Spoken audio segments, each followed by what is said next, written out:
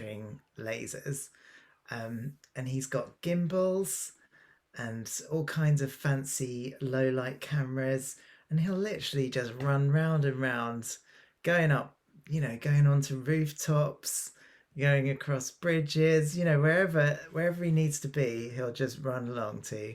Like when he filmed Brighton, I lent him my bicycle and he was literally cycling around Brighton in the rain. It was really raining. When he got back to my place, it just like totally drenched. It's like, honestly, his commitment is exceptional. But we also hired some drone videographers for Leeds as well. So the aerial shots are those people whose names I forget because I never actually met them. That's the sort of scale of this project. It was just too big. Other people were dealing with it.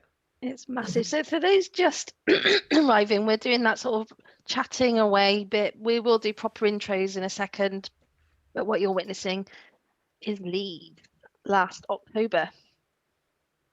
So we will very shortly start, but you know what it's like at 8 o'clock. People start arriving, take a little while to get comfy. So I'm Emma Bearman. I'm the director of Playful Anywhere CIC, and about sometime last year, we thought we were going to do a very big festival called Love to Play, Festival of Play and Creativity across Leeds. And then something like the pandemic hit us and it didn't really come to fruition. We all sort of scattered to the far corners of our lives in our homes and our various different realities during COVID. And around about sort of February this year, we said, should we just try and do something, anything really?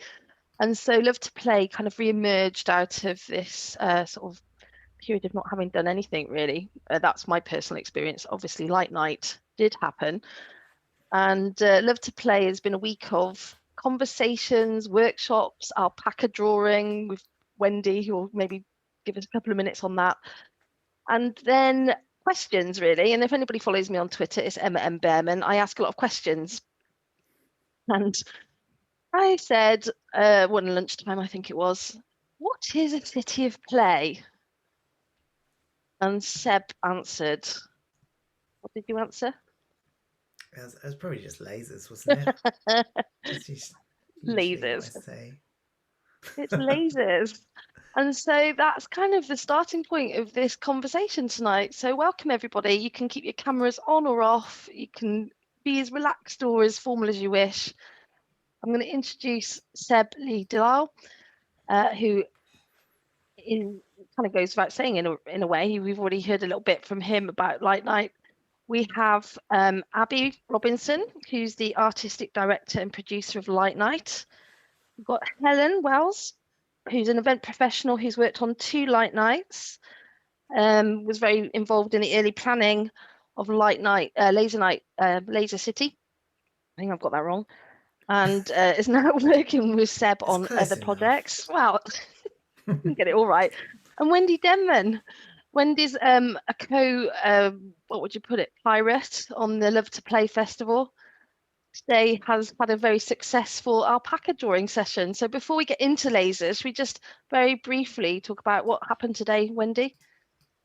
Oh yes, so I can see some people who attended earlier joined us again, but I work for an office provider, and some of the events that we do to bring people in offices together are professional based, personal development, things like that, but they don't always tend to be that playful. So it's nice to look at that audience and think, actually, if you could do something creative in your lunch hour, especially in the Easter holidays where you might have people at home with you, what can we do to pull these things together? So we went to Meanwood Farm via Zoom to meet their alpacas, who they did warn me weren't very social, and they lived up to that. But they're very patient farmer, Amy, introduced them. And then we were taught how to draw and paint our own versions by Louise Atkinson, the artist. So we had a really fun 45 minutes at lunchtime today. And I think we'll be doing it again. So we'll just keep people posted on that. We're looking for different animals to visit. anywhere that we can Zoom, and then we'll just have a go at painting them. But it was really relaxing. I don't know if you've ever done a Bob Ross style painting session, but very calming in the same way. So Louise was great at that. But this is a really good opportunity this week to think about play in lots of different forms and for different people.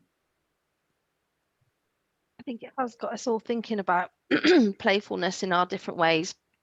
And then I refer back to the kind of my COVID wasn't really doing my normal stuff, which is with shipping containers. So I didn't feel like I had the most playful of years, actually. But the one thing that for me was an absolute highlight last year was this event. And what I live in a sort of suburb on the outer sort of parts of Leeds called Pudsey. And in the run up to this, there was some testing, which I was very privileged to be able to get involved with the kids to do a little bit of testing out. And what I loved seeing on the Facebook groups ahead of this were people saying, "Have you seen lasers in the sky?" And I was so excited because I was like, "I know a little tiny bit about this," and I felt really like involved on the periphery. And I think to pull something off like this at a time when we were all pretty much kind of wondering what had hit us last year was such a brave and bold move. And for those, and we'll hear a little bit more about Light Night as the sort of conversation goes on, but for those of you who live in Leeds, probably Light Night doesn't need a great deal of, background explanation. And obviously do use the chat to say where you are based in the UK or beyond. It'd be great to hear from you, how to contact you afterwards, have a chat. But for those that don't know what Light Night is, it for us is a massive night, or weekend in fact, in October every year, which grew from a tiny little sort of DIY festival. But I don't even know how many years ago. Abby or Helen, maybe you could chip in at this point and tell us a little bit about Light Night. We're on I think we're about to go into our 17th year, which is crazy. And you're right, Emma, it started out as a really kind of DIY thing, people around the city kind of opening venues late at night, putting on special kind of activities. But over the past, I've been doing Light Night since 2014. So over those kind of 6-7 years, we've really tried to build the festival into what it is today. And it was fantastic to be able to do something last year when we really thought it wasn't going to be possible. And that mainly thanks to Seb, but the team as well at our end that helped put that together. So yeah, Light Night for us is a huge undertaking. We're a really small team based at Leeds City Council, but we try to make something spectacular happen in the city and try to get people involved with it. And I think this project, Laser Light City, was a real kind of treat in that it was one of the only things we could do, but we did it on a really big scale with Seb's enormous lasers. And the fact that people could interact with it, it's great that you had a go when we were testing it. I think we had about 30,000 people across the city and way beyond as well. We had reports of people in other cities, in Sheffield, Wakefield, Bradford, even way up towards the North Yorkshire, were sort of reporting the weird lights in the sky. So people were operating them from all over the place, at home via a live stream, and also out and about in the city. So it was great to be able to do this, and thankfully people seem to really respond positively. So how many buildings were involved, and how many lasers, and how did it all come to be? I feel like there was a tiny moment where I had a chat with Seb a while back, and he's like, "I'd like to do something in Leeds," and I was like, "Yeah, I'd like you to do something in Leeds." Then what happened? Well, yeah, how far back do we go, really? I guess I met you, Abby, right? It was Emma that introduced us, but that was like way pre-pandemic. It was like Yeah, you actually 2019. did you come to the 2019 Light Night? Yeah. I think you did, and came and had a wander around to get a sense of the event, and then we had a meeting. But we'd planned no, it must have been 2018, because we'd planned to do something, whenever Nice. it was, but we planned to do something with Seb anyway. We wanted to work with him, and we had a project in mind for the 2020 festival. But obviously, as the pandemic kind of happened, and we realised as we were getting into the kind of main planning of what we were doing, that it just wasn't going to happen.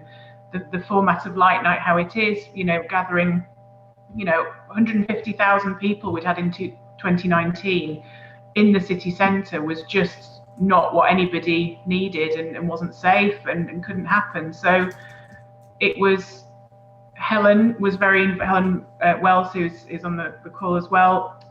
We were looking at various different options as to what we might be able to deliver, and we looked at all sorts of different types of projects. But this one that Seb brought to us as an option that he'd been working on, he looked at, this is a sort of COVID safe kind of project. He brought it to us, and we just really loved it and thought it was going to be exactly the kind of thing that Light Night needed to try and deliver. It wasn't easy in the circumstances, getting permissions to get up on rooftops of buildings, and we were all heavily masked up, and it was complicated to do, but it was really worth it. I know Seb wants to talk a bit more about what he did on the build. I mean, we spent time looking at different sort of iconic big buildings in the city centre that we thought would work well. We had a list that we then went round and took a look at, and Seb decided which ones he thought would work well. And then it was just surprisingly complex, isn't it? Yeah, The venue choosing, because there's so many factors at play, like the style. Obviously you want a building that looks nice. You want one that's high up. You want ones that are willing to work with you and excited about it, because we've got to drag a whole bunch of gear up to their rooftops. So Wendy's Wendy's based out of Platform, aren't you? Which is right next to the train station. Your building was one of those, wasn't it? Yeah, so we were very lucky actually that we managed to have the cruise HQ with us during the week. And we had some fun and games, didn't we, between rooftop and inside the building and things like that. But yeah, absolute privilege to be involved. Yeah, and Platform was great. It's a great headquarters. We managed to get like an entirely empty office. What was it, on like the 10th floor or something? Yeah. And it was, I don't know if you know, but like doing this sort of project, you usually end up like in a street in a gazebo or something, like just freezing cold, there's water everywhere. Like, so to be in like a really amazing office with like floor to ceiling windows on both sides, I think we could see virtually all of the sites from that place. And I know the BBC wanted some good footage of us like in the office, like overlooking all the laser beams coming out to us. So it was a great spot for us. And I was going to mention one of the playful things that you did as a thank you to venue teams was you gave it a stick of Brighton Rock. And obviously because you're from Brighton, and we had a little laser light city key ring as well. And I just thought it was such a lovely touch, but also it made me think, depending on where people are from, if you had to give a thank you gift, or something that represented where you're from, to say thanks at the end of a project, what would it be? And has anyone ever done that is quite related to where they're from? Or what made you pick Brighton Rock? I think it's actually perfect. And you can't eat it. Yeah, I got a big bottle of gin from Seb, so I don't know what that says about me. Did you need it, Abby? Yeah. I mean, it's a great project, but the drink, we definitely done with the drink by the end of it. Yeah, I bet. I mean, my son, to chip in a little bit, and I do think we need to return to Wendy's question as well and have a little percolate on that as the chat goes on. But my son, who's 10, wanted to know what went wrong You know, what were why did you need your gin at the end of it kind of question in a way. So maybe that's a little early into our conversation, but that's what he wants to know. Maybe we could talk about what went right first, and then we'll circle back to all the wrong things. Okay, The well, wrong Danny things can though are wait the a bit most later. fun, aren't they? No, let's do it. Like, the wrong things are the most fun, and with all of my projects, like, I expect things to go wrong, right? Not because, I mean, obviously I like to think I try and achieve a certain quality, and particularly technically, something is really important to me, like to be technically proficient and produce like reliable, well engineered work, right? That's really important to me. Having said that, they are hugely complex projects. And you can be on site and unexpected things happen, or you're not getting given what you needed to be given, or there's a communication breakdown and people didn't they give the wrong connector for the power, all of these things.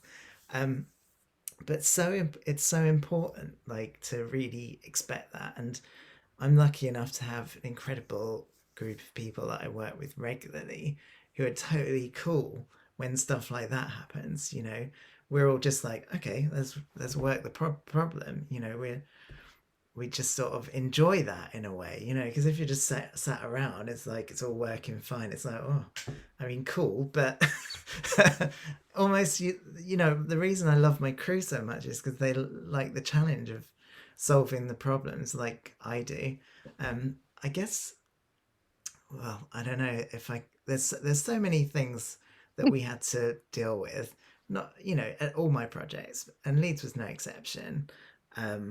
Often it was things like getting onto a roof when one department hadn't told another department that we need to get in on a Sunday. Sometimes it was what else was there? Other practical things like not having the right cable, boring things. And then there's like Wi-Fi. Wi-Fi. Oh my god, Wi-Fi was the biggest nightmare. Yeah, Rooftops and car parks that don't have any internet connection. And of course, the main thing is that people can interact with the work through Wi-Fi, using Wi-Fi, and that was something that caused us a lot of headaches in the lead up to it. Helen will be able to tell us about that. I think we've all blanked that out from our memory. Absolutely.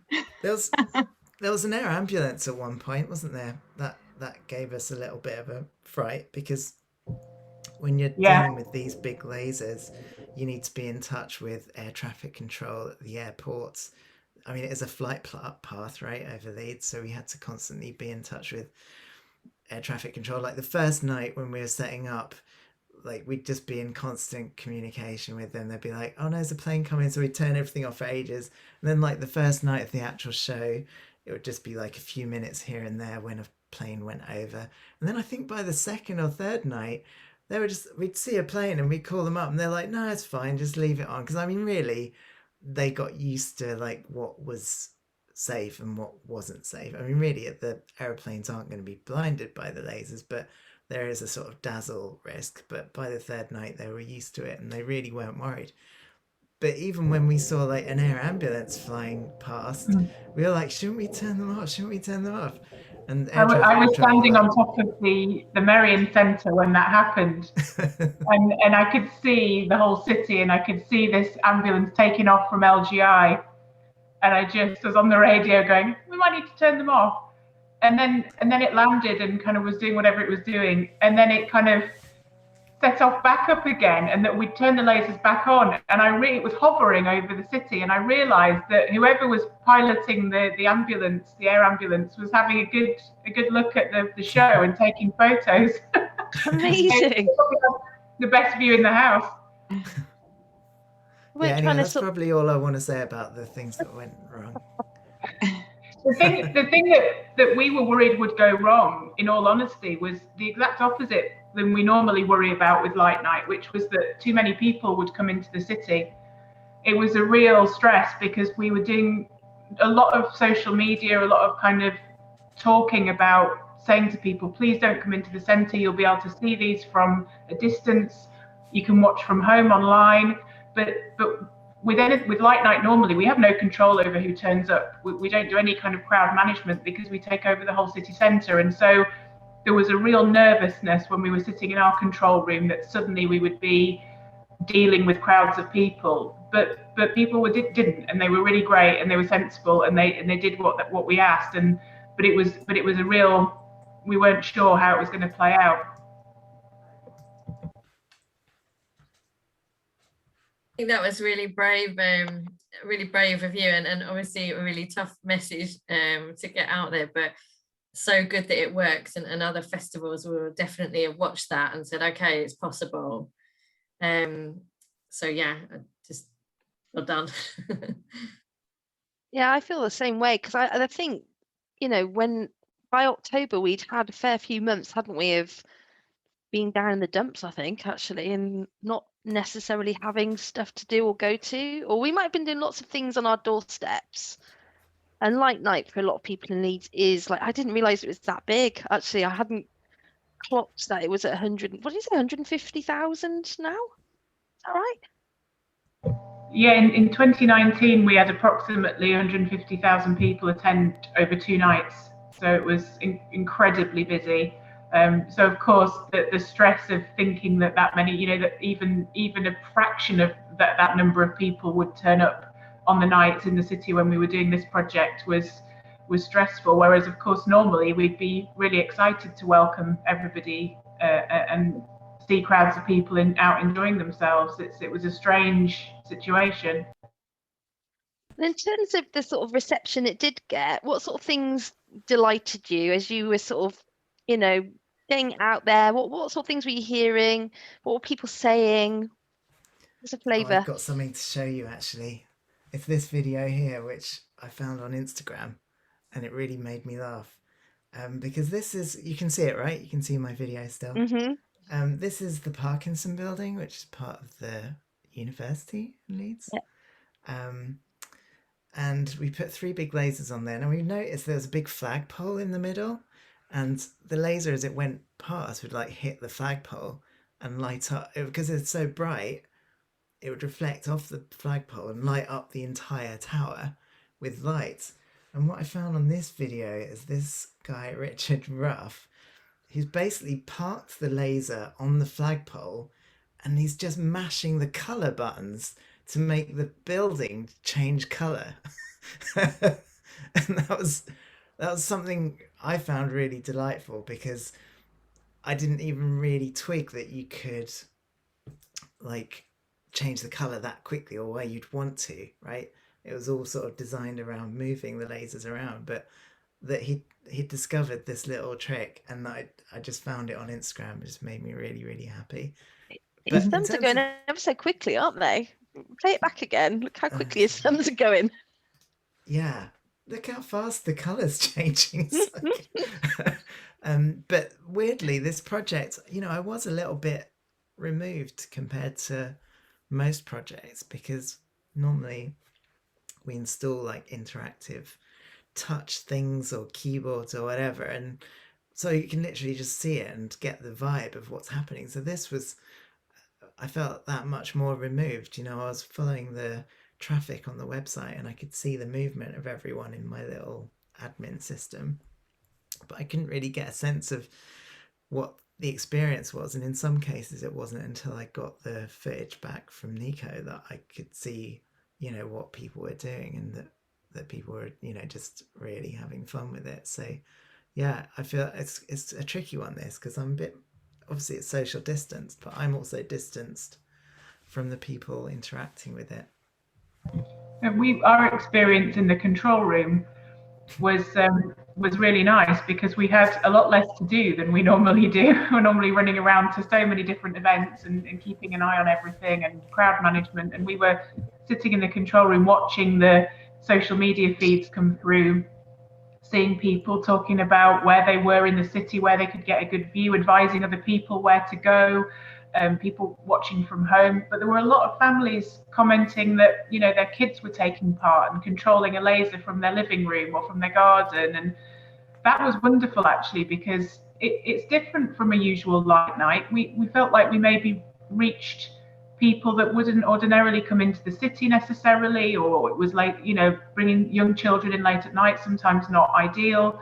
So we felt like it was taking a light night event further out into different areas of Leeds, and people were having a go, their parents were having a go, people were telling their relatives somewhere else in the country. We even had somebody from France controlling a laser, and so it was a really nice atmosphere, and people sort of chatting to each other and interacting with the project themselves, and that was lovely. We really enjoyed seeing that kind of unfolding as the nights went on.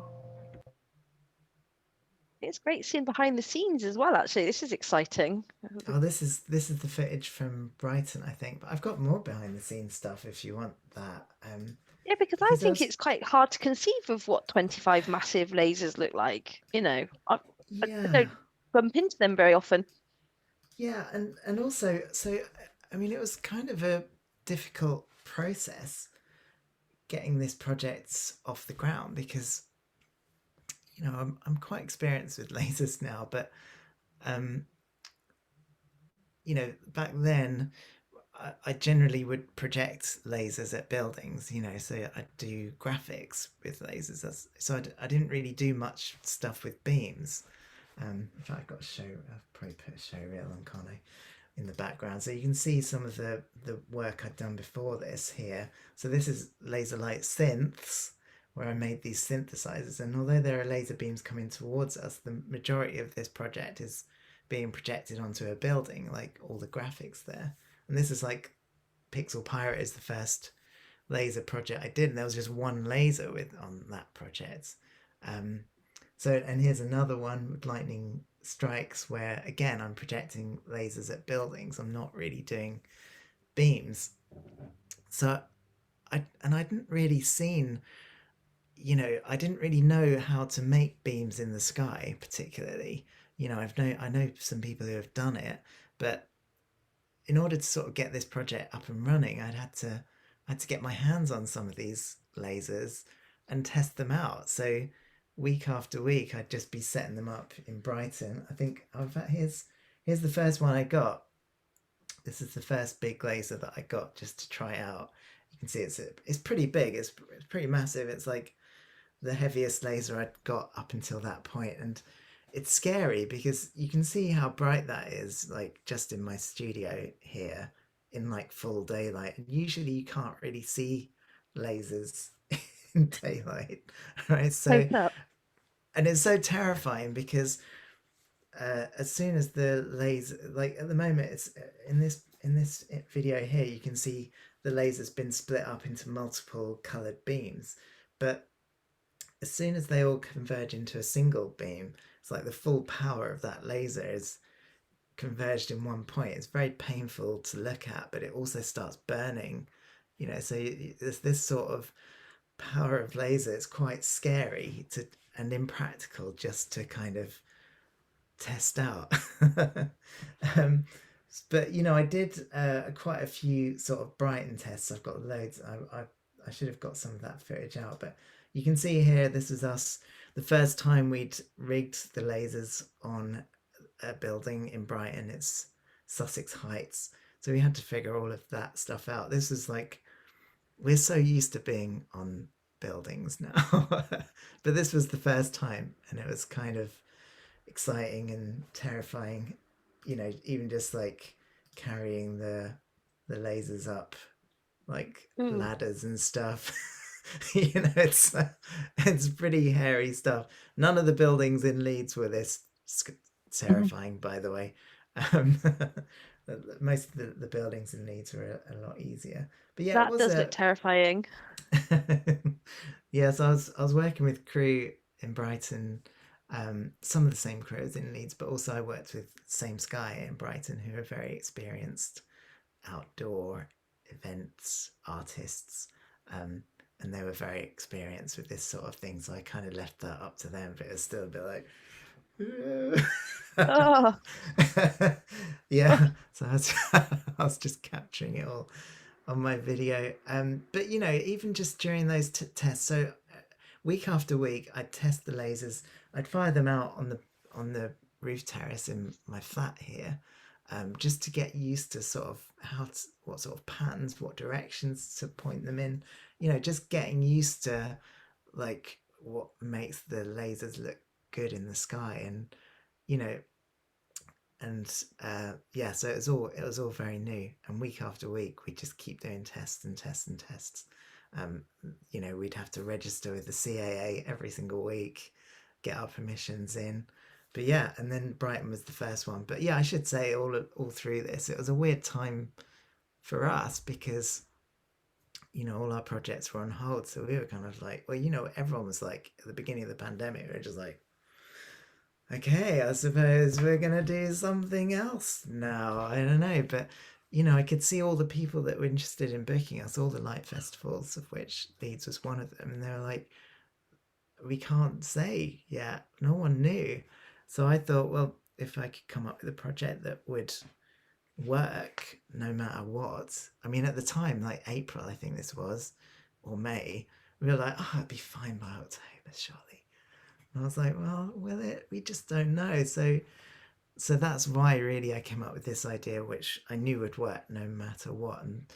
And Leeds, credit to Abby and the people in Leeds are, willing to go out on a limb and take the chance on us. It was, a huge deal, and it really made the year into one of the busiest years we've ever had, from going from like possibly having all our work cancelled to like a pretty decent year. It was very thrilling. I think very it was grateful. Testament as well to all of the partners in Leeds, because we kind of went with it, and we did the work to kind of pull it all together, but we couldn't have done it without all of the buildings that we partnered with, who allowed us onto their rooftops to faff about and work out what we could do, and also quite a number of sponsors as well, people who kind of contributed to the project, who ordinarily get involved with Light Night and wanted to help us do something. So it couldn't have gone ahead without all of that, people coming together across the city really and saying, right, okay, let's make this happen. Wendy being one of them.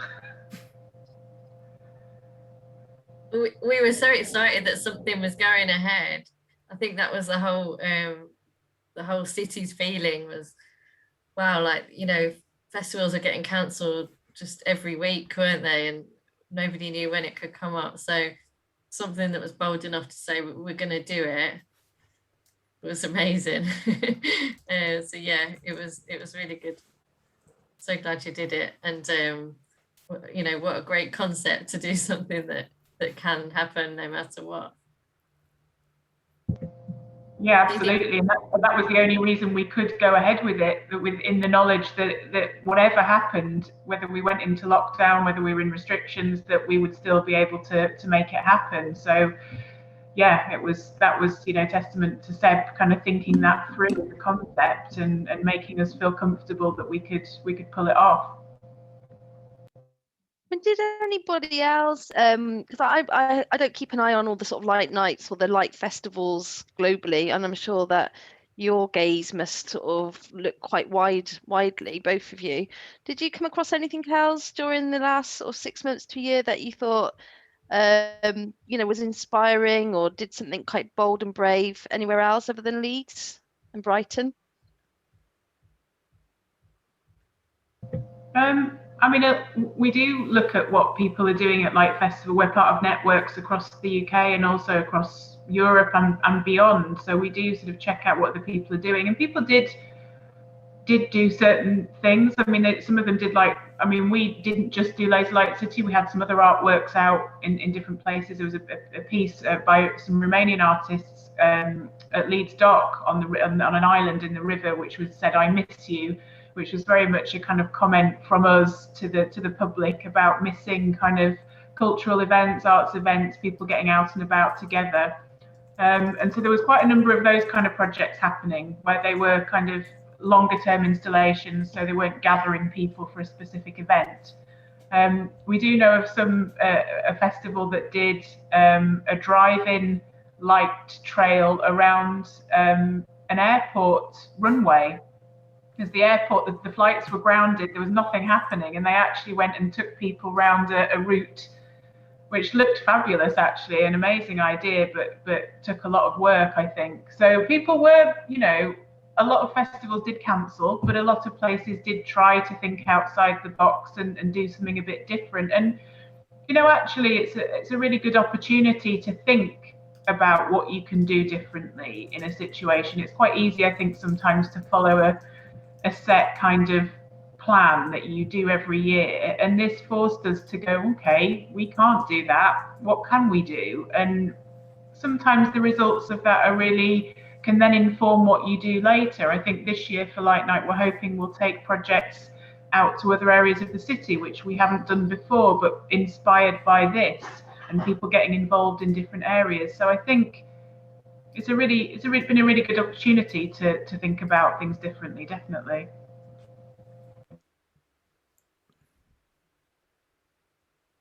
By you, Seb.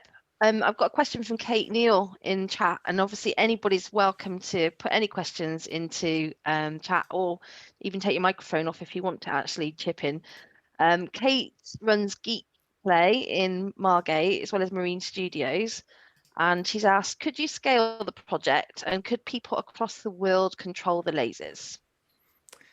Yeah, first of all, hello, Kate. I don't know if you know Emma, but I know Kate from years ago.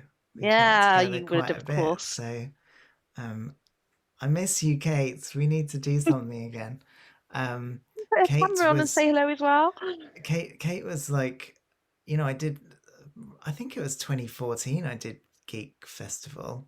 It was certainly around then, 2013, 2014, like right at the start of when I was doing laser stuff, and I did a pretty fun project with Nerf guns and laser targets, which later turned. Oh, and then we also did the full laser version a couple of years later. I made Duck Hunt with a laser gun. Anyway, I digress. I don't really understand the question. Could I scale the project? I mean, isn't it already scaled? Or do you mean bigger? I mean, people across the world can control the lasers because it's just on the website. Are you suggesting maybe like lasers all around the world? I don't know. I don't really understand the question. I'm not sure I want to do it any bigger. It's already. But it's interesting though, because obviously we do think about that, and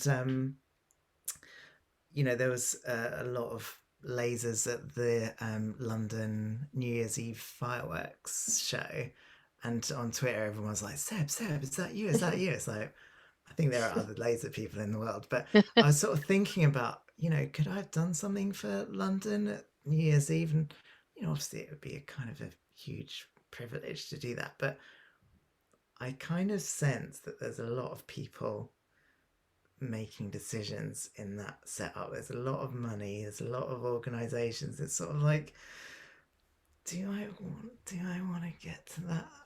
I'd probably say no, take your £1 million. I don't think I can work this way as an artist.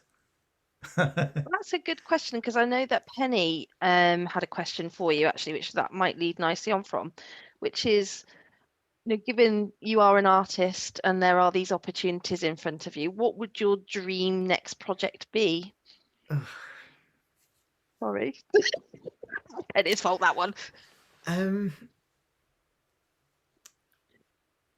It's a really difficult question.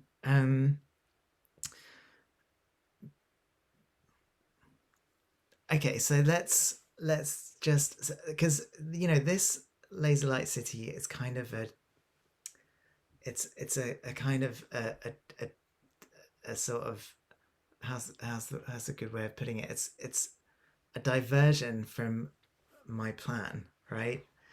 I was all set. So I haven't talked about it much, but I do want to replace fireworks, right? And here's a clip from a project that just started. This isn't the first fireworks project I've done, but this is the first laser fireworks project I've done. Pure laser, interactive, of course. And I was all set to scale this up really last year. So Laser Light City was kind of a distraction from this. And so I moved away from this to do Laser Light City.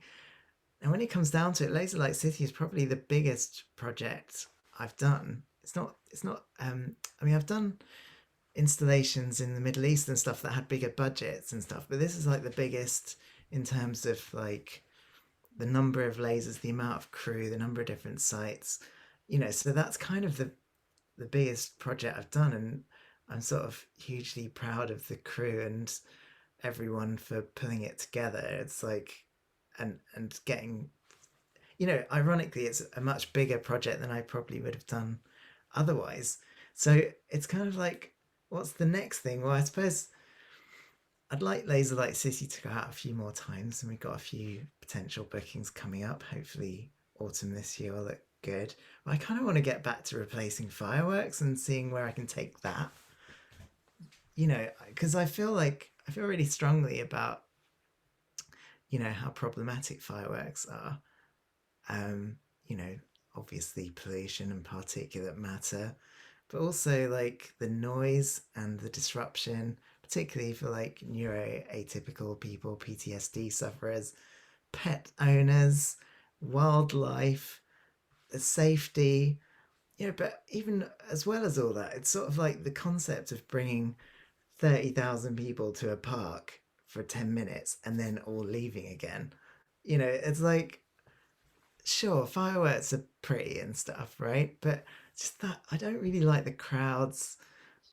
It's, you know, what I could do with this. It's like I feel like fireworks is like 1,000-year-old technology, right? And up until recently, we haven't been able to come close to anything as sparkly and bright as real pyrotechnic fireworks. So that's why I was really proud of this project, which was just a test, but it was at Spectra Aberdeen early in 2020 with these light sticks, and you can see there people are triggering the fireworks with their hands. I had big plans for this. I was going to make many more of those light sticks and do big displays with different types of fireworks. So I'm kind of excited to go back to that, but I sort of feel like I'm still on this slight diversion from with Laser Light City and sort of exploring that. Plus, also we've just got some really huge lasers now, so it's like, what can we do with those?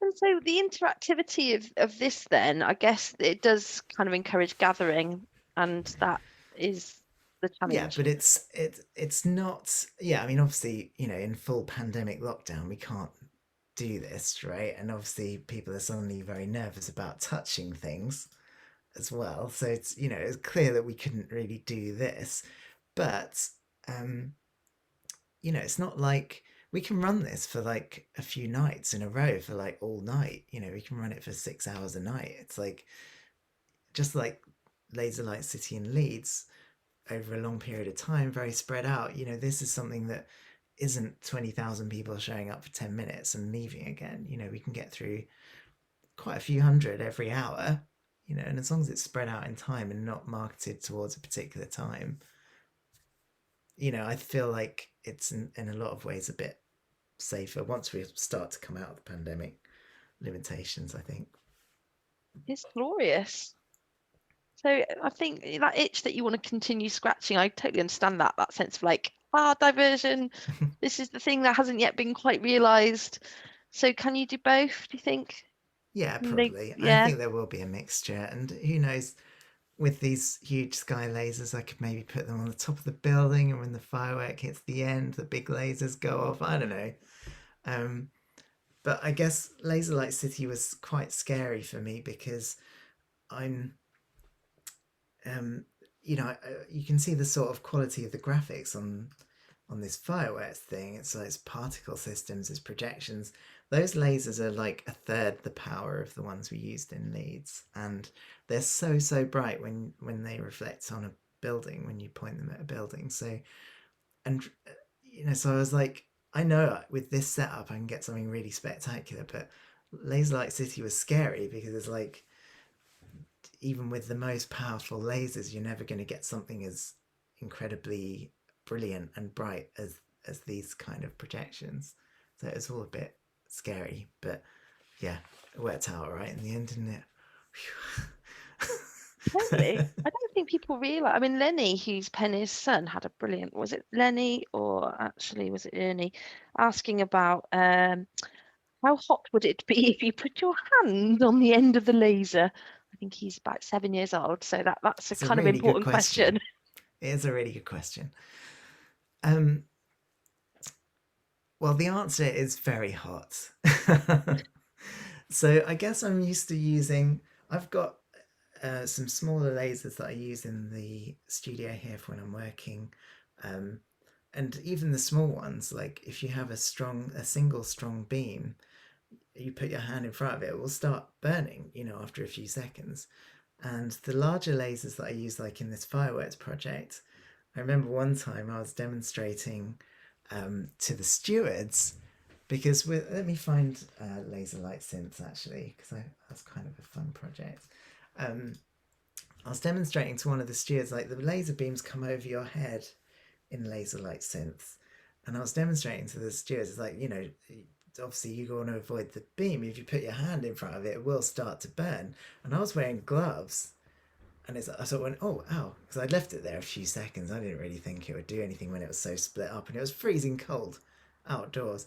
And I pulled my hand back, and like my glove had just started to melt a bit, So it's but then with these 30-watt lasers, the huge sky lasers, I was testing it out. The first time I got one, I just tested it out, and you can usually with a laser just sort of run your hand in front of it just real quick. But with the 30-watt one, I just did that, and it was like instantly out. Wow. I try not to swear. So you shouldn't just, I'm a trained professional. Don't try this at home. You really shouldn't put your hand in front of lasers. It does hurt. A message to Lenny and Ernie: don't do this at home. my son, because I think children ask some really good questions, don't they? He said, "Do you ever want to do anything naughty with lasers?" And I was like, "What do you mean by that?" He's like, "Well, destroy a town or a city." So obviously, what would you like to do that's naughty with lasers? I don't really want to destroy anything. I think lasers can be a power for good, right? I think you've shown that. He'll be disappointed with your answer, because obviously everything's very black and white. It's like goodies and baddies. Yeah, I don't know. I've got a laser cutter here. That's what you can see in the background. So I burn stuff with lasers. Lots of people getting into lasers seem really excited about burning things. I don't really see the appeal personally. I don't know why. It sounds like I should be excited by that, but I'm not really. I'm much more excited about making nice patterns and pictures and things. I love this synth. I think we need to have this in Leeds. Can we have this next, please? The synths are like one of my favourite projects because, so with Pixel Pyros, the project preceding this, a lot of P words there. So Pixel Pyros was my first digital fireworks project, and it's kind of similar to what you saw in Aberdeen, where you could just touch a spot and it would trigger a firework, and that was fun, and I could fit 30 people in at once, all triggering fireworks, and it was like a certain pleasure in that. But with laser light synths, I wanted to design a musical instrument that anyone could play. And I'm musical, I play a lot of things. So I didn't really want to make an instrument that played itself or didn't feel like I was expressing myself. But at the same time, I wanted to make sure it always sounded good. So I did a couple of things. The first thing was I took out all the wrong notes. So like if you've got a piano and you only play the black keys, it always sounds good, right? It's a minor pentatonic scale. So every black note goes together with every other note. It's a nice scale. You can't really go wrong. So that's one of the things I did. I made it a minor pentatonic scale. And the second thing was I locked it into time. And each synth has a different sound. Like one's a sort of bassy sound. I wonder if I've got any sound on it. I don't know if you can hear it. The music's always a little bit random. But it's such... the thing that I loved about it was that it was just a much richer interaction than with Pixel Pyros. It wasn't just touch it and go. It was like, okay, I'm here, and you sort of had to step up a few steps and stand on this thing. There's kind of, you know, I wanted to encourage that sort of slight anxiety, like performance anxiety, right? It's funny because this sort of comes back to this stuff about play, which obviously you're big on, Emma, I hear. But it's not something I really think about very much because I'm not a very free person. Like, that if I go and see like a light festival or something, I'll generally just stand back. I won't interact. So I wanted to try and get people like me to feel engaged, to feel like in the moment. And one of the tricks I have up my sleeve is to just introduce a little bit of being on show, a little bit, but not too much. And then the experience is so flashy and visceral that you sort of forget that you're in front of people, right? And that's what I hope, at least, and that's what I aim for. If I can get people like me who are a bit hesitant about getting out and expressing themselves, if I can get them to enjoy it, and you can tell you've done it because it's like the teenagers like it, right? Kids will always be into it if there's something flashy, and it's not a problem. Kids are an easy win, like. But if you can get the teenagers or the adults, then you're like, that's what I measure my success by. I mean, it just looks like they're in their own amazing bubbles there. That kind of, imagine once you step up there, you must kind of lose track of where you are. You're sort of absorbed in the making your thing happen. Probably the other people Yeah. melt away into the background. That's what I aim for, getting lost in the moment. But also I think there's a sort of musical thing to it as well, because I think lots of people want to be a musician or want to be in a band, but when they try learning, there's immediate roadblocks. There's a lot of wrong notes, right? There's a technical level you need to get to before anything works, really. But I think that most people are musical, right? I think if you can appreciate music, the processing that's going on in your brain is kind of just unimaginable, right? For you to hear a bunch of sound waves all mushed together, and for you to be able to pick out a beat and pick out the bass line and pick out a vocal line from that mush, like your brain is doing some like next level processing. We're only just getting to the point in machine learning now where we can separate the voice out from a piece of music. So I feel like we've all got this, at least most of us have got this innate musicality that is unfulfilled, and that was my aim with this, to just try and unlock that expressivity. Yeah. It looks joyful. What's in terms of that sort of feedback that you get from that then, when you're watching and observing people, what are you feeling when you're seeing people doing this?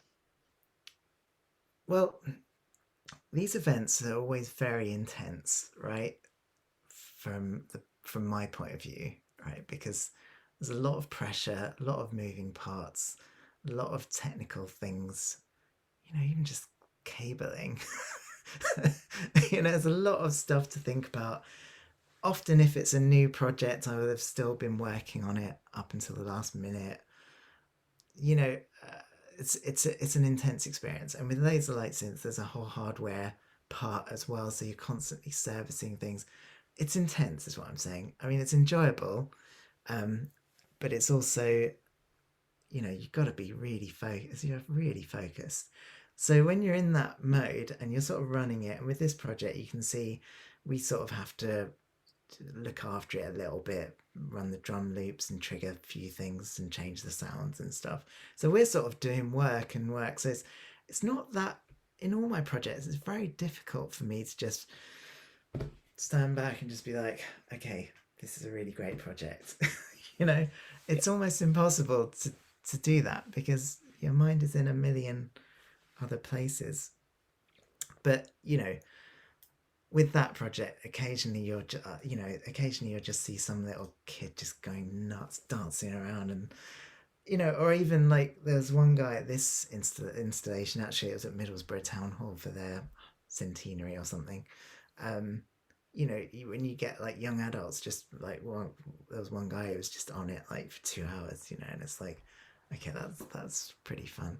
And there'll be certain moments where I'm just looking at it and it's like the effects on the building are working really well, and it's just like, oh yeah, that's pretty cool. But they're very short lived. There's a lot of things to think about and worry about. I imagine Abby, Helen, and Wendy, and probably other members of the friends that we've got here tonight, probably have a similar feeling of when you're in the eye of the storm of putting on an event. How do you actually take a moment to appreciate what you've created or what you're part of? Can you? No. What do you say, Helen? Yeah, sadly, it's normally on the social media actually when you're like sat in bed like late at night thinking about the event, and then you're still slightly wired, so you're like scrolling on your phone, you're like, oh, that's lovely, and you just have your own little love fest of like, oh, that did go really well. I'm always gutted that I don't get to see as much as I want to. Yeah, occasionally you might get out and just kind of do a little run around town or whatever, but I mean, Laserlight City, because I'm not techie, once everything was in place, then I could actually relax and enjoy it way more than Seb. So I had a little run around town, a little play, and and I'd obviously from Leeds, so I had Leeds friends kind of texting me going, this is really cool, I'm really enjoying this. I'm like driving around with my kids and they're having a fantastic time, or we're up on this hill and it's a really amazing spot. So yeah, that was nice to get the feedback. I think, like Helen said, we often relive it after the event, and at midnight, after we've all kind of got out of the control room, we're all looking through social media, looking at the pictures and looking at people's comments, and which is great. We do get the chance sometimes to kind of walk around. I'm always amazed on Light Night when I walk out of the control room and into the city and kind of go for a wander around to see how everything's working, because I like to see people interacting with the work. And seeing that response in real life, because you program something and you plan it, but you're never quite sure exactly how it's going to play out on the night and whether people are going to respond in the way you expect. So it's nice to be able to do that, but it's also just the atmosphere. I mean, my favorite thing about Light Night is the fact that it completely changes the feel of the city. You're out there at 10 o'clock at night and there's people pushing prams and push chairs around. There's people, interacting in groups. There's older people, younger people, families, students, the arts crowd. It's a real mix, and it seems to appeal to everybody. And that's the nicest thing for me about Light Night. And I remember when I first did the event years ago, my paranoia was that no one would turn up after we've done all the planning. And now when I walk out into it, I think, oh my God, a lot of people have turned up and we have to spend a lot of time kind of managing that. But yeah, it's nice to have that real change in the city and that sense of play and fun that I hope we bring to Leeds on those nights. It's really special to see that. Definitely. I think Nick in York has got a couple of questions in the chat. I don't know if you want to unmute yourself, Nick, and ask, or if you want me to. I'll ask. Hello, can you hear me? Yes. Yes. Hi, I was wondering about the app, and because I live in York, I was unaware of the thing in Leeds. It was new to me today, so it looks really good. I'm just wondering what the app actually controls what parameters did it control on the laser? Well, and did it control direction? Was it? I know you mentioned color. Yeah, it controlled the direction and color, but there are also different sort of patterns you could choose as well. Let's have. And could you choose which laser you were controlling, or was it the whole thing that you could you choose which building you were controlling if you stood outside? Yeah, you got a choice of buildings.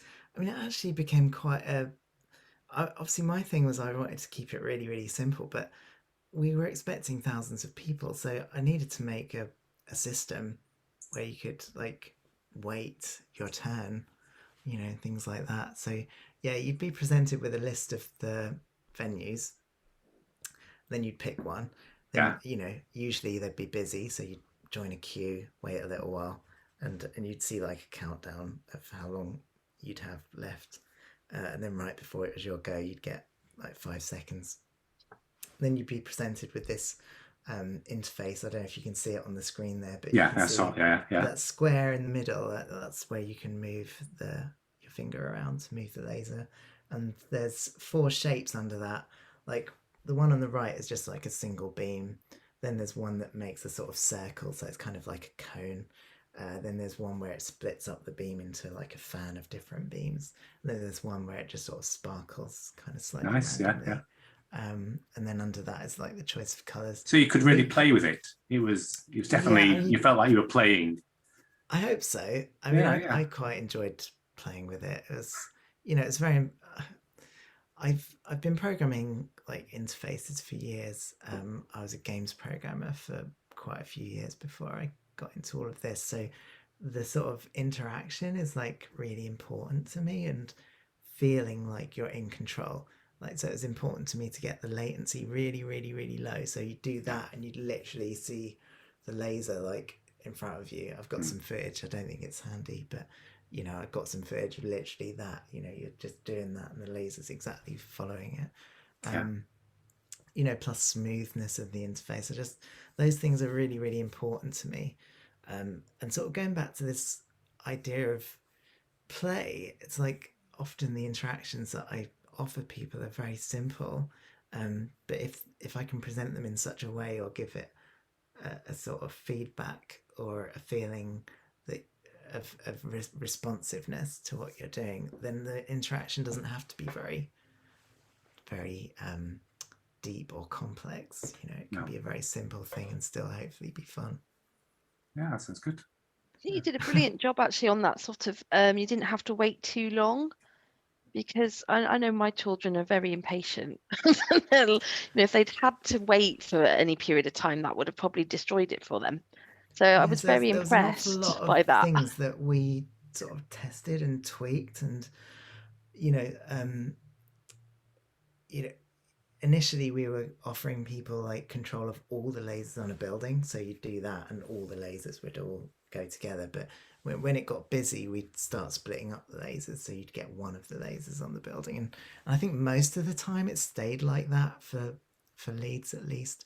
I think pretty much every time we've run it, it's been busy enough to just always be individual control of the lasers. Like if you look at the Brighton video here, you can see oh, I've gone back a one. Hang on. You can see here, like the lasers are just totally randomly doing things totally separately, which doesn't make a great video. I'd kind of wished I'd put it on like unison mode for the footage, but it's kind of fun. Look at that. There's like random beams coming off this tower block. I wonder if there was something I meant to say. Oh yeah, so we could tweak the length of time people got, how many lasers they controlled.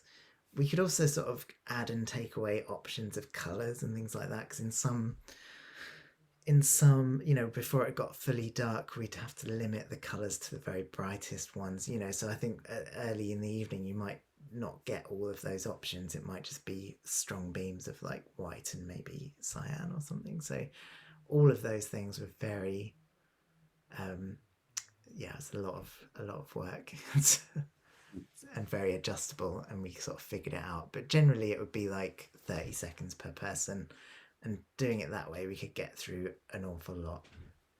Someone's in the chat has asked about Mindfulness Machine, which is one of my favorite projects, and I've got a video of it here. It's a robot that likes to color in.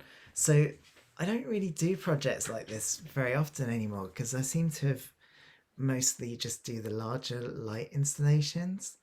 But there was a time when I'd do occasionally like proper art gallery installations, I suppose, mostly at the Science Gallery. And I love 80s gear, right? I love these old plotters, and they don't really get used very much anymore. I suppose this was just like a fun thought about artificial intelligence, and once artificial intelligences get advanced enough, they'll be just like us with all the same anxieties and stuff. So they'll need to chill out just like we will. So I invented this application. I coded this up using a pen plotter from the 80s, and it would just sit there all day just colouring in. And its mood would be affected by, by the weather and the brightness in there and how many people were around. It'd get agitated and chilled out and relaxed and happy and angry, and it would affect the colours it chose. So yeah, that's kind of a fun project. I love that one. I mean, I love all of them, but I mean, I think that this is one of the first reasons I ever got in contact with you was about this. Really? It's funny because for a while this went out like 2 or 3 times, and those pen plotters are they're kind of old now and a bit unreliable, I suppose, or at least when you run them like every day in a gallery for like 3 months or however long it is. So I'd always send them like spares and another plotter, and so for a while I was just buying these plotters on eBay whenever they came up, and I think I've got about 6 or 7 now, and they're just in my lockup. They don't get to go out anymore. They need to go out. We need to free them, Seb. Don't we, everybody? Yeah, I think what their mood's going to be like now, Seb. No, they're just going to be colouring in black and brown and all the worst felt tip pens. Pressed. Oh dear. Now I'm aware, that whilst we could probably spend all. I just think I do think you're a bit of a genius, actually. I hope you don't mind me saying that. Is that okay?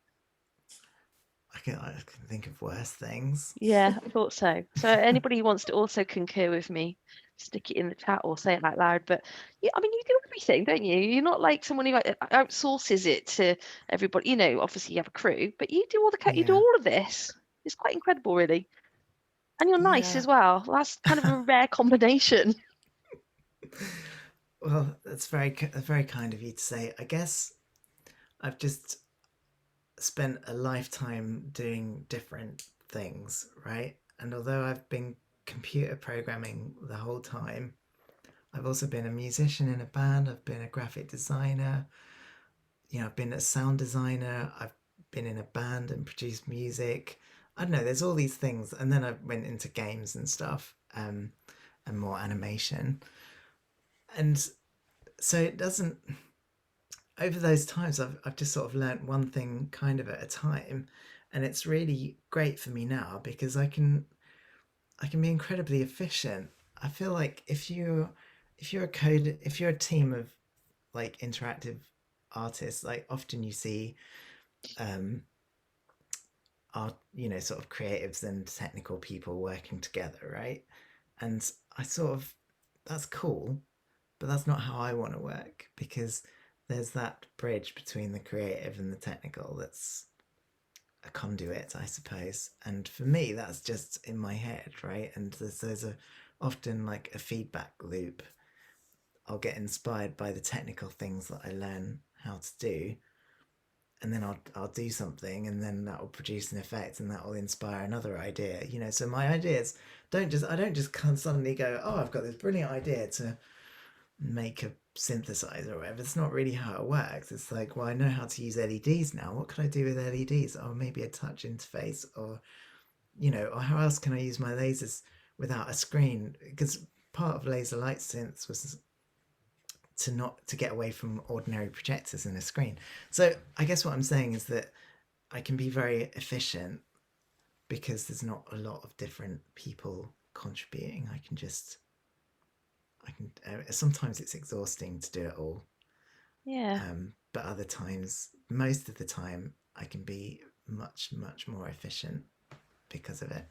I suppose it's quite a rare sort of combination of, I say this because we have done quite a lot of creative technology dabbling, let's say, at Playful Anywhere.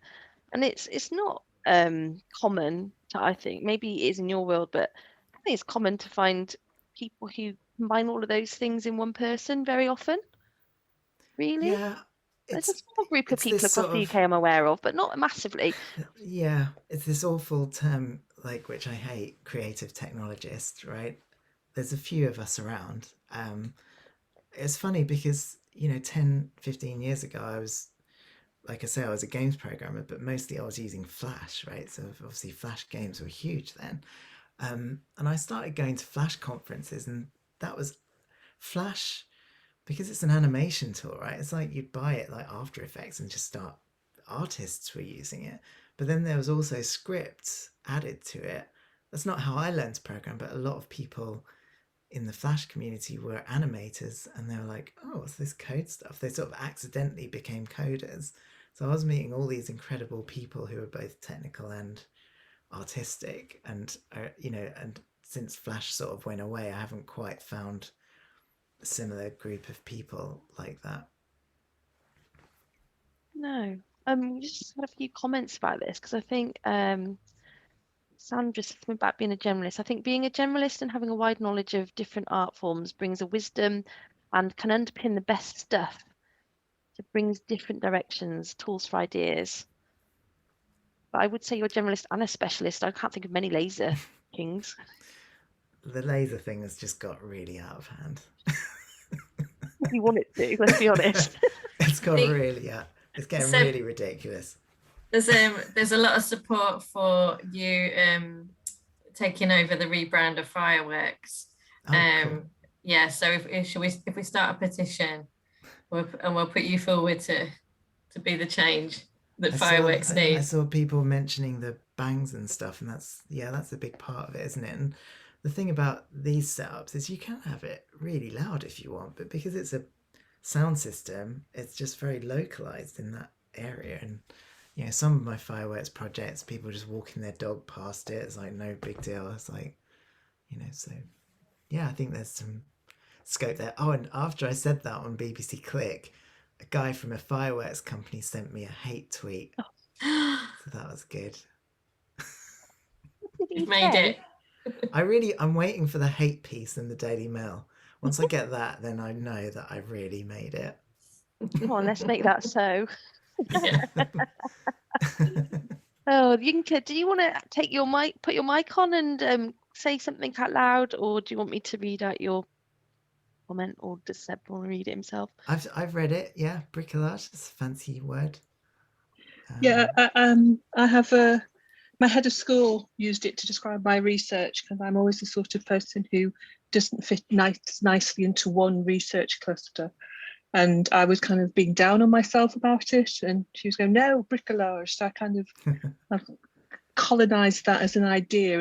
And I see the power in it. And I just love it when I see, Light Night is something I absolutely adore. I live in Leeds, and it's been part of my family's experience for many years now. But definitely I see that in all the work that you've been sharing. And I just think it's, quite a useful word if you want to kind of rail against being siloed.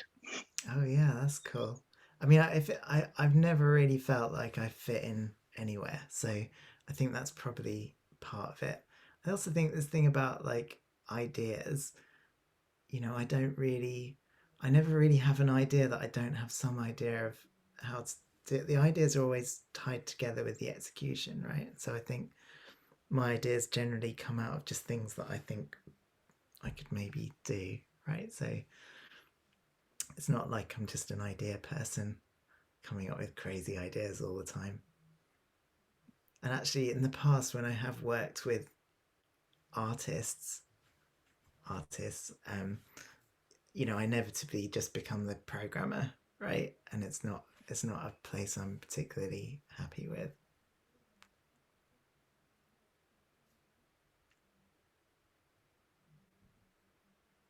I wanted to ask you about Brighton, Seb, Mm-hmm. and how much of a playful city you think it is. I don't want to put any comparisons up, but any place that you want to go, or how much easier is it in your hometown? It's tricky, actually. I like Brighton a lot.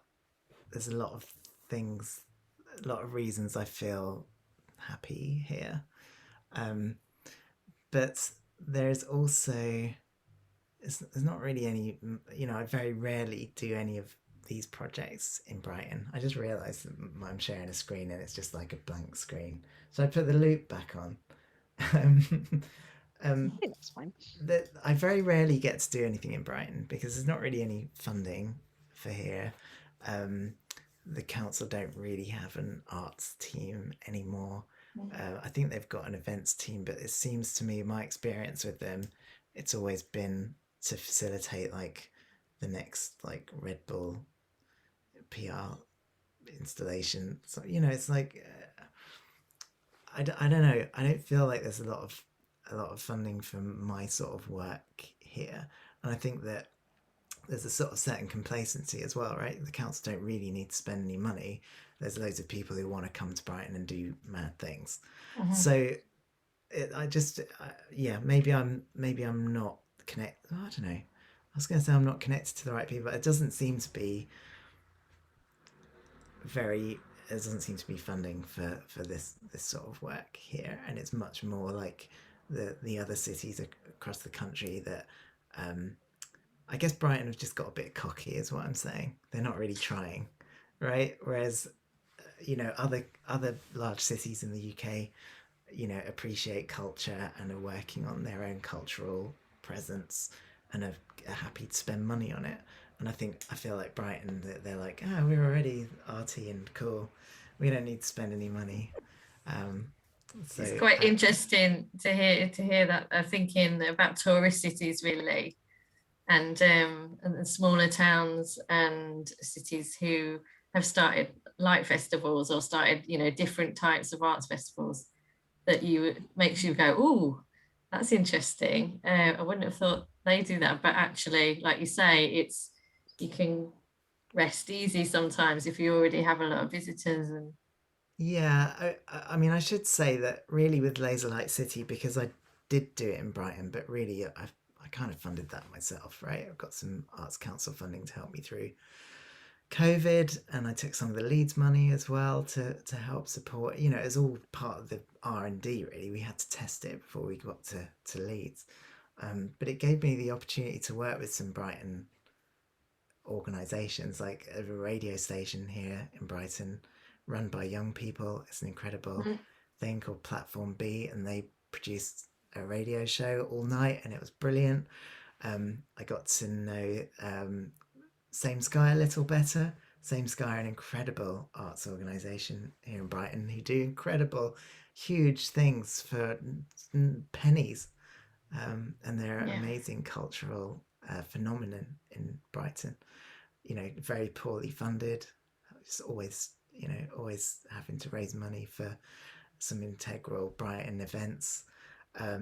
So, you know, and so there's 2 or 3 or 4 Brighton organisations that I got to work with a bit more closely just because I was putting on this event, and it was really nice. There's a real hunger for these sort of things in Brighton, for sure, which I don't think is entirely fulfilled.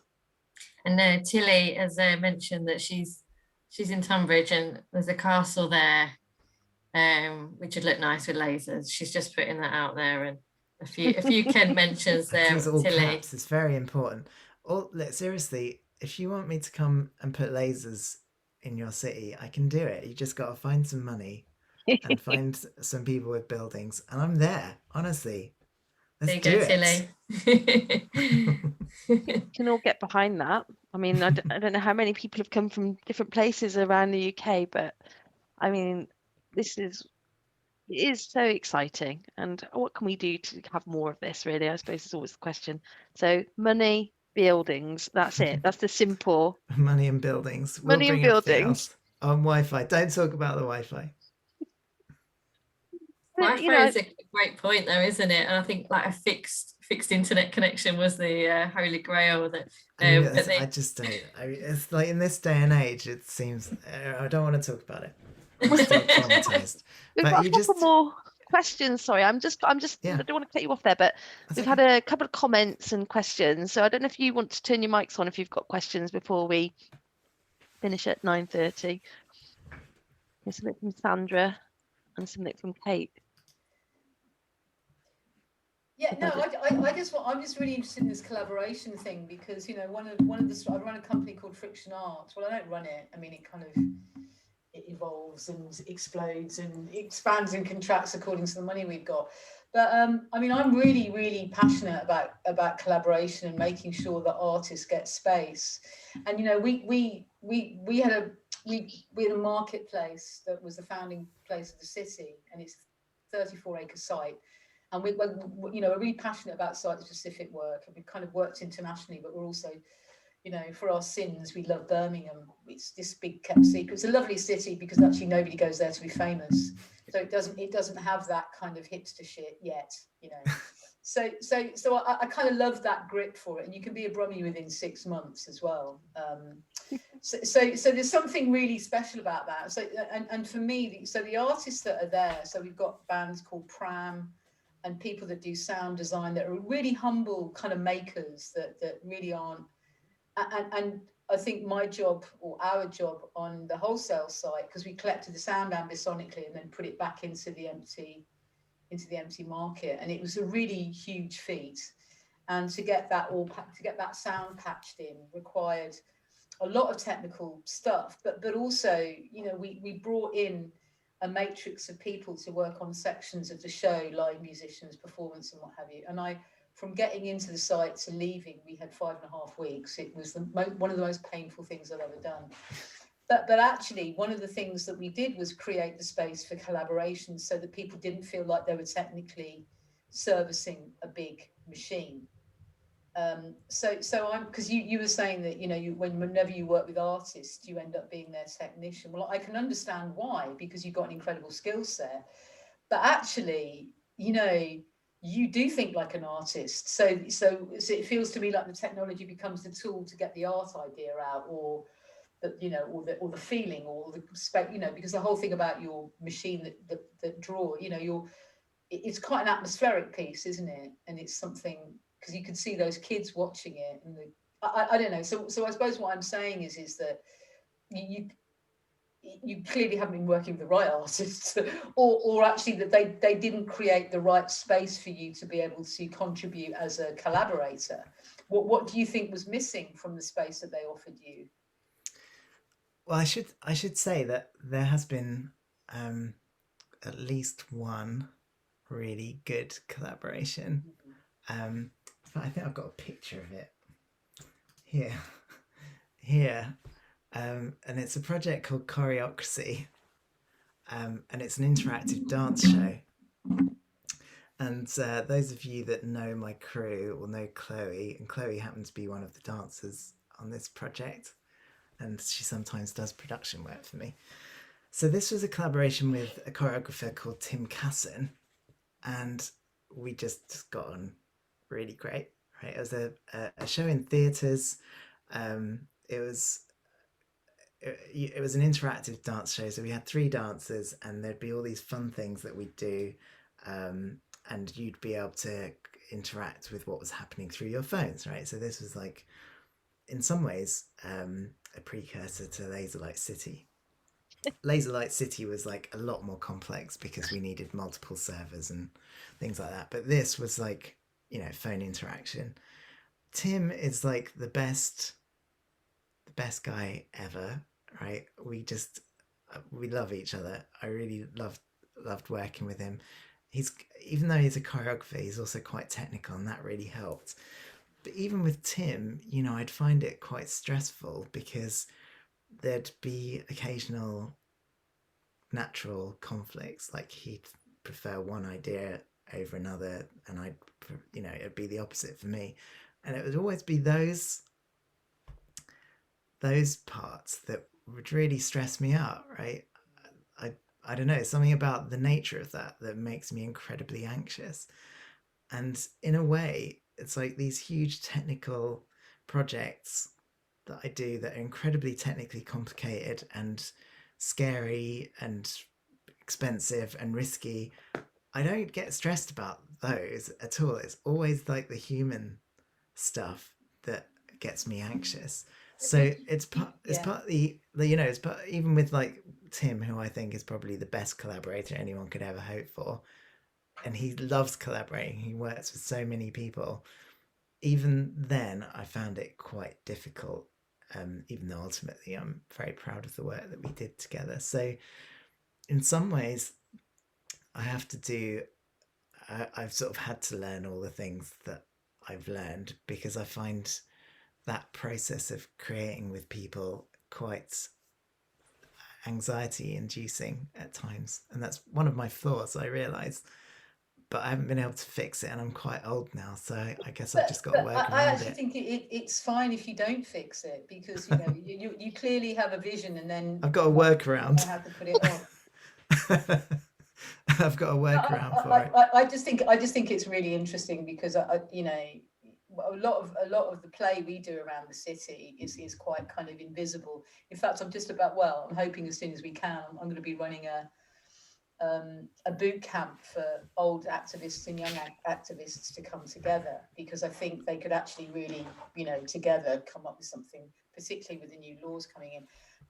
And we've got our own building which we own. So actually, well, the bank owns it. So we've got quite a lot of purchase, you know, in terms of what we could do, because we can do anything with that building, and we've got a flat roof, by the way. But I think it's. Really, I'm there. Is that the invitation, Sandra? I think it could be the start of an invitation for sure. Nice. Yeah. I'm really great to work with. Honestly, I'm not. I've got to find the back of the sofa now, Seb.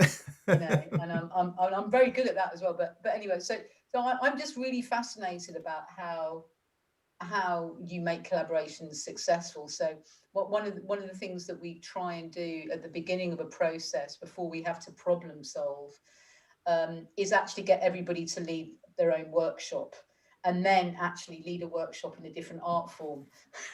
so actually you start dewiring things, you know, and I think once you tick people off their you know, so, you know, go to the market and speak to 5 people, and, you know, follow 2 people, follow one person for a minute and then another person for a minute, so that people absolutely have to do the city differently. And, you know, a whole scheme of kind of basically tricking your own ego, if you like. And it's great fun. And then in the space just after that, that's when I try and put in certain things for the collaborative element. So because we have to surprise ourselves, otherwise we analyze ourselves out of instincts, I think. But you know, I'm just always fascinated by that. But equally, there's some people that are just fucking brilliant at leading, having an amazing vision, and they know how to take people with them. And you're clearly one of those. So I also think that it's okay to go, I do this, and I've got this idea, and it's fucking great, and loads of people can interact, and you know, write me a check and I'm there. I think that's also okay. Do you know what I mean? And absolutely nothing to be ashamed of. You know. Yeah. Great. Yeah. That looks like Birmingham's on the card, Seb. Yeah, I'm a fan of Birmingham. Yeah. Really? Very few people are. I'm just trying to think when I was last there. So for a few years I was running like creative programming workshops.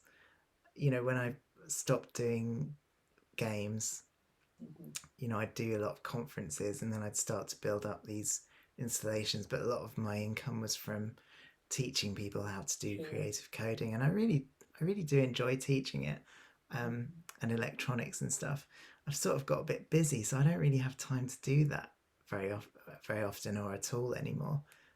But yeah, definitely sharing. You should come and run a hack space with us. I've got a group of I've got a group of autistic children that can build things with Lego at 9. That amazing. Yeah, I really want to do some hacking and some musical stuff with some highly functioning autistic children that I'm working with. But also I worked with Same Sky about 50 years ago, so that was lovely. No, I used to be I was a founder member of Red Earth many years ago in a previous life. So I do love Brighton, and I do love Stanmore Woods. We got permission to live there for 3 months. Wow, amazing. Yeah, it was a long time ago. Yeah. But yeah, no, cool. I'll definitely. So it's Friction Arts, www.frictionarts.com, and yeah, let's just get a conversation rather than plan a gig, if you know what I mean. Sure. Get started. Yeah. Brilliant. I feel like that's a good result of the evening. Anybody else want to commission? Usual commission, Emma. Do you want the usual cut? Yeah, I think what were we Use your saying? kickback. Can I have one of the mindful art plotters, please? You absolutely can have one of those. I've got loads of them. Yeah, that'll do me. Thank you. Any more commissions for Seb, please? Oh, that's been wonderful. I'm really sad it's actually now 9:30. Have we got any closing remarks, comments, questions? Or should we let Seb go and get some shut eye? I don't know what are you going to go and do tonight after this, Seb? What are you doing after this finishes? I don't know. It's very strange doing these, because pre all this, you go and do a talk somewhere, it'd be drinks after, it'd be a train home, it'd be all this like building up and winding down. It's very strange to just turn your camera on and be in the spotlight and then just go and watch telly afterwards. It's going to be go to bed early with a book. It's all a bit strange, isn't it? Yeah, what are you looking forward to if this sort of roadmap has been laid out and it doesn't result in, it's all going back home very quickly? What would your post show treat be? You know what it is? It's like there's two sides to me, right? There's the side that I'm currently indulging in because I'm doing some incredibly deep work coding at the moment. I should say that my laser control library is open source, so any artists that are coders can use it. And I've just been spending the last few weeks like really getting deep into it and like fixing up stuff that I've been meaning to fix for 8 years. So there's that side of me where I can just focus on one thing and get really deep and stay at home and not leave the house. But then there's the other side that likes sharing stuff and being on stage and doing fun, silly things and installing huge projects. And those, if I do too much of one of those things, it's not good for me. So at the moment, I've just done too much staying at home, coding, introvert stuff. I've sort of forgotten how to do the presenting thing, although this has helped somewhat because it's a very nice, friendly, easy environment to do this. But likewise, if I'm doing too many gigs and shows and stuff, that I get really exhausted from that as well. So that's the hardest part about all this. In most ways, I've been incredibly fortunate because I've got stuff to do. I've got work to do. I'm very stimulated. I've not got bored being at home. The worst part is this ridiculous hair, which is getting cut next week, I promise. But it's just not entirely good for me to do this all the time and not do any of the other stuff. So it'd be nice to just get that balance a little bit more back again. We can concur with that. And I think your hair looks lovely. And on that Hugs note, too. Hugs would be good, right? Yeah, hugs. Like Light Night Leeds was the hardest project to do without any hugs. Because the crew were all so amazing. We were really bonding and going through these difficult things and solving them and winning and just killing it. And we're just like, it'd be like, okay, let's go home. It's like, no, it was weird not to have any hugs. I like hugging. I'm a big hugger. Everybody knows me. It's like you get I'm enveloped kind of and hugger crushed. as well. I'm sure I've been a bit too huggy sometimes. I don't think so. Not enough hugs in the world. Wow. So on this note, sad though I am to bring it to a conclusion, my dog's, that's the alarm. She's not really a dog. That is just the alarm going. No, she is. It's Poppy. It's bedtime. So we all can keep in contact with each other. Stick any kind of contact details in the chat and I'll save it and I'll send out an email to people with this unedited footage. So it'll go onto YouTube with a private link. If there's anything you really want taken out before it goes public, let me know. If there are any sweary words or anything. Did I slag anyone off? I don't think so. Not in specific, so I think you're okay on that. Okay, good. Sandra swore, but I think that's probably okay. Oh, didn't I But yeah. swear? I usually swear. I was Nice trying not swearing. to. Very well behaved. But yeah, so I'll send you all a private link and then I'm hoping that you won't want any edits because I'm no good at that. So don't give me more work to do, please. That's really my request. Thanks, Wendy and Abby and Helen as well, and everybody who joined us tonight. Go forth and have more playful lives. More playful lives? That's a shit thing to say. Be as playful as you feel like. Thank you for hosting. It's been great. Nice to see you all. Bye. Bye, Del. Bye, Tilly. Bye, Thank you everyone. very much. Yeah, lovely to see you again, Emma, and probably see you tomorrow. Is more See you things. tomorrow. This is great. Yeah. Great seeing you Yeah. both. Sleep well, yeah. And, And lovely you. to meet you, Seb, in this Yes. lovely, online world. Thank you. And I very much particularly love the robots and the synthesizer work, yeah. And I love listening to your voice as well. Have you ever thought about doing audio books, something? I don't know, you've got a very nice relaxing tone. Well, I'm glad you think Yes. so. I did actually do a podcast for a few years. There's about 80 episodes. It's very Oh. technical though, so other than that, I've got a YouTube channel. You should check that out. Yes. Yeah, what's your YouTube? Oh, I don't know. I can put a link in, can't I? You can, or we I'll can put a send it link in in. an email to everybody if Send you it in can't an remember email. it. We'll I do mean, it's that. just, I think it's just like Seb Lee, isn't it? I've got quite a few followers now as well, so it's all good. I just don't know how to link people. I usually just copy paste. I think you're right, Del. I think you do have a very lovely voice. And on that note, I'm going to stop flattering you. Yeah. That's enough for one evening. My head won't get out the door, honestly. You haven't seen my Percy yet. I don't know. Oh, he's gone off. My guinea pig. I don't know if you've seen him at all, but I've been getting him out for cuddles and that. So he's been part of everything as well. Does he like Seb's voice as well? Yes. That's Yes. good. Because is he a good judge of character? He usually is. Oh, yeah, He someone did hasn't it. been Well done. purring with the sound of the voice, but perhaps he needs to hear even more of it. Perhaps he needs to hear the videos on the YouTube. Yeah, Yeah. let us know. Let us know how if he purrs to Seb's Yeah. voice. He's very musical. He likes certain music. He purrs to that. He likes anything that sounds like bells. I love that. Anyway, Brilliant. on that note, I shall let everybody go. It's so lovely seeing you again. I think we've Thanks made for new coming. friends this week. Bye. Bless Bye, you. everyone. Bye, See ya. everyone. Thank you.